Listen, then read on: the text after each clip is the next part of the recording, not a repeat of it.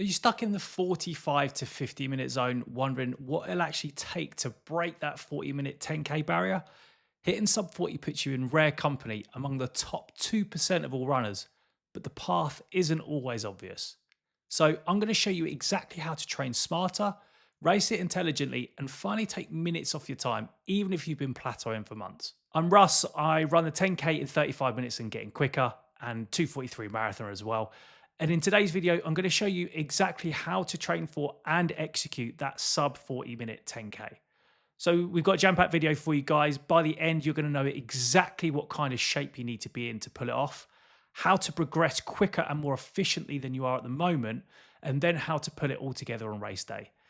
I'm also really excited to introduce you to this AI tool that I've built so that you can use other race times to estimate how close you are right now to running sub 40, and then how quick you can go by the end of a solid 10 to 12 week training block.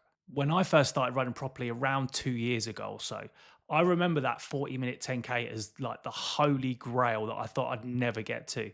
I was aimlessly going out, running as fast as I could for as long as I could, not recovering properly, and then doing it all again and just not progressing anywhere really. That probably to you sounds quite familiar, but once I educated myself on the best ways to train, I started to improve so quickly and sub 40 became a reality. All right, so how does running 4 minute kilometers, that's 6:26 a mile for the entire 10K distance sound? Achievable? Well, it might seem like a bit of a stretch right now, but if you can consistently train 4 to 5 times a week, perhaps even six, with the right mix of sessions, it's absolutely going to be achievable. And here's something that you might not like. You'll actually need to be running slightly faster than 4 minute kilometers, around about 3:58, so 6:22 a mile on race day. And that's because most 10K courses actually run slightly long. Then there's often those GPS inaccuracies that mess up your Strava. You've got to run through different runners and weave your way around. And you often don't take the shortest line around corners. And that can easily add 100 to 200 meters.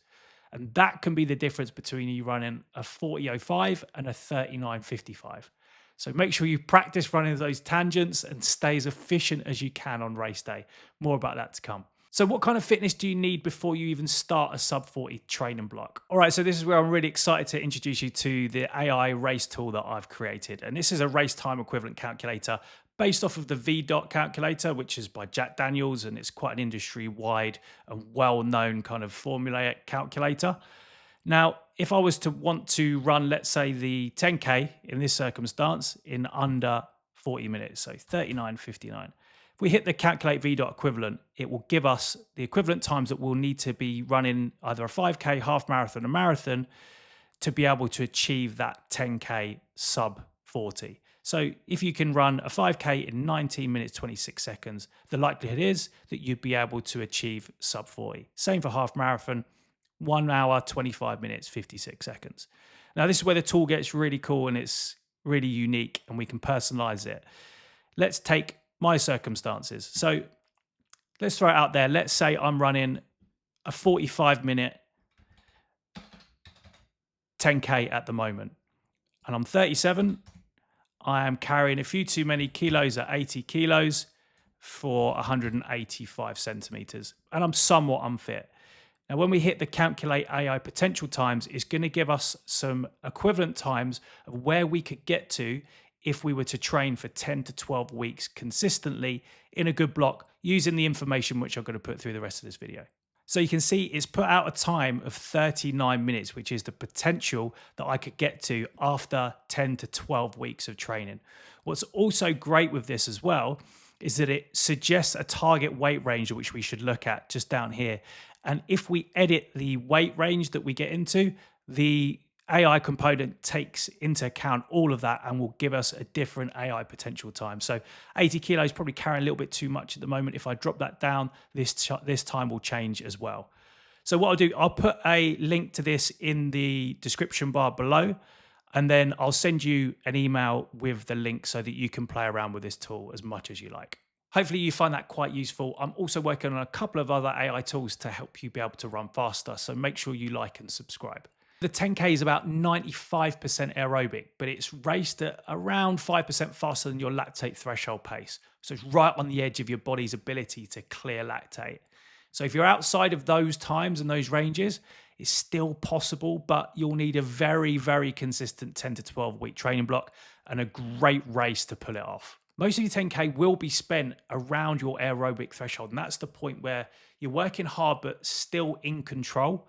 The key is efficiency. So your body needs to clear lactate as fast as it's producing it.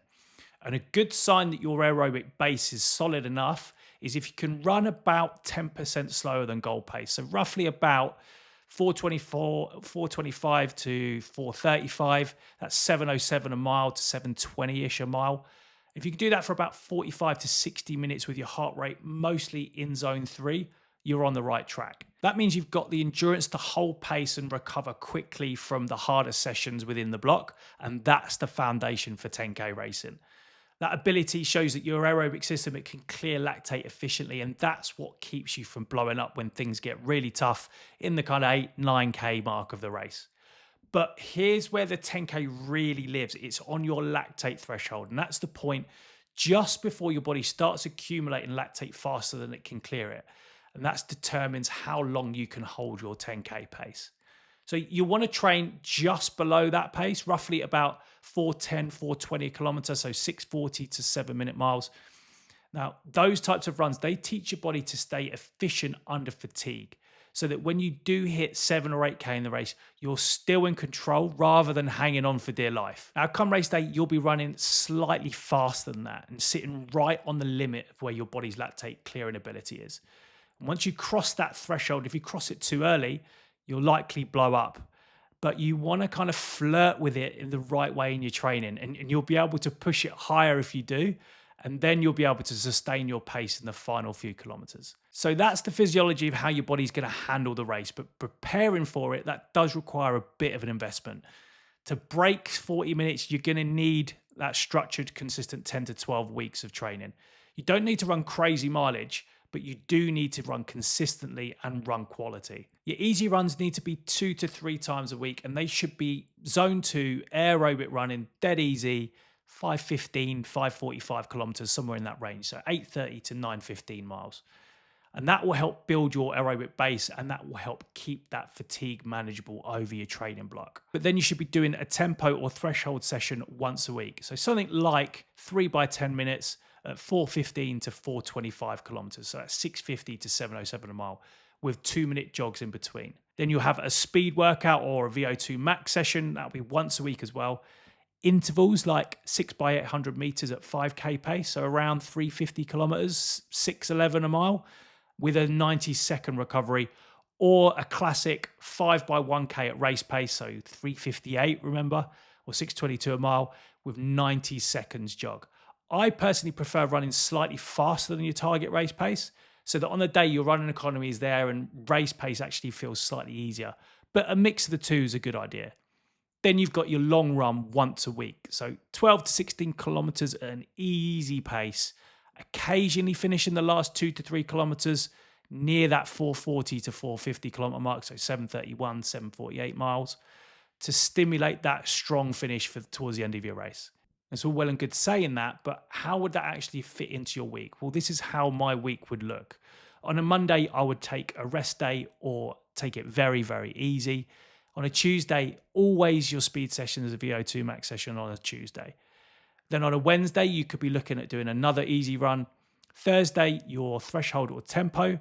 Friday, easy. Saturday, rest day or easy, depending on how much you're going to run that week. And then Sunday, always your long run. Tuesdays and Thursdays and Sundays are non-negotiables. So lock them in your calendar. Tell the wife or your girlfriend that for the next 2 months, that time is yours. And then juggle the rest of work and life to get those easy runs in on your other days too. Over time, that mix of aerobic conditioning that you're doing and your threshold development and the top end speed, that will all come together and it will make 4-minute kilometers or 626 mile. It'll make that pace feel far more sustainable than it does right now. When you follow this structure, you're building speed and efficiency the right way instead of just going out and running and seeing what happens. Gaining more from every session is important, and you'll see the results that you can actually start to feel on race day. But don't forget strength training. So 1 or 2 gym sessions a week, focusing on heavy as you can, 3 sets, 6 to 8 reps of squats, lunges, deadlifts. Ideally, the single leg variants of that, because running is a single legged sport, remember. It will make a big difference to your running economy and definitely help with injury resilience throughout the block. Now, come race week, skip the gym and taper a bit. Now, we're not talking marathon style tapering here with like massive 4-day carb loads. Just cut your volume by about 30 to 40%. Keep up the intensity in your Tuesday and Thursday sessions, so if you're racing on the Sunday, but drop the volume to about a third during those sessions. Now, you can up the carbs a little bit, 2 to 3 days before, but nothing crazy. The day before the race, either rest, that's what I like to do, or do a very light shakeout run. But each to their own on that one. You do as you wish. So you got the train in the bank, you're locked and loaded on the start line, your nerves are pumping. What are you going to do? Well, for recreational runners like us, the best 10K races, they're often run evenly paced or ever so slightly negatively split. If you go out too hard thinking that you're banking time, it's almost always going to backfire. You'll use more energy early on and have nothing left for the final couple of kilometers. Now, you want to feel controlled through 5K, almost like you're holding back slightly, and then start to pick it up in the second half. Try and keep your first kilometer within 3 or 5 seconds of your target pace. And that means that your heart rate doesn't spike too early.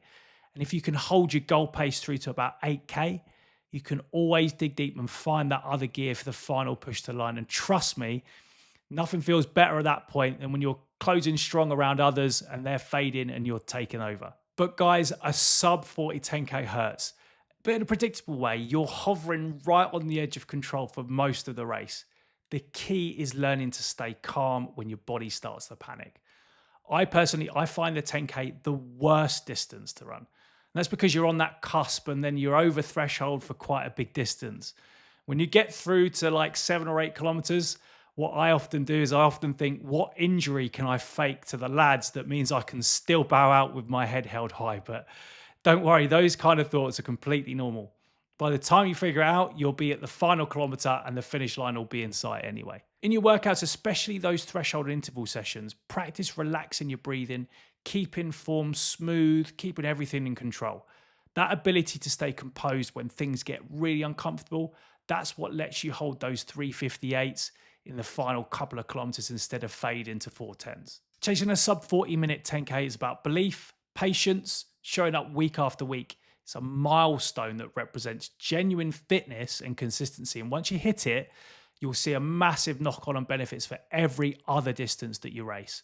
If you take on board what you've just ran through and implement some smart training, controlled pacing, and a bit of grit in the final K, you can absolutely join the sub 40 club. And if you still feel like that's a bit much, aim for sub 25K to begin with. It'll provide you with that perfect foundation. If you want to learn how to get faster at it and enjoy the process along the way, check out this video right here. Ta-ra.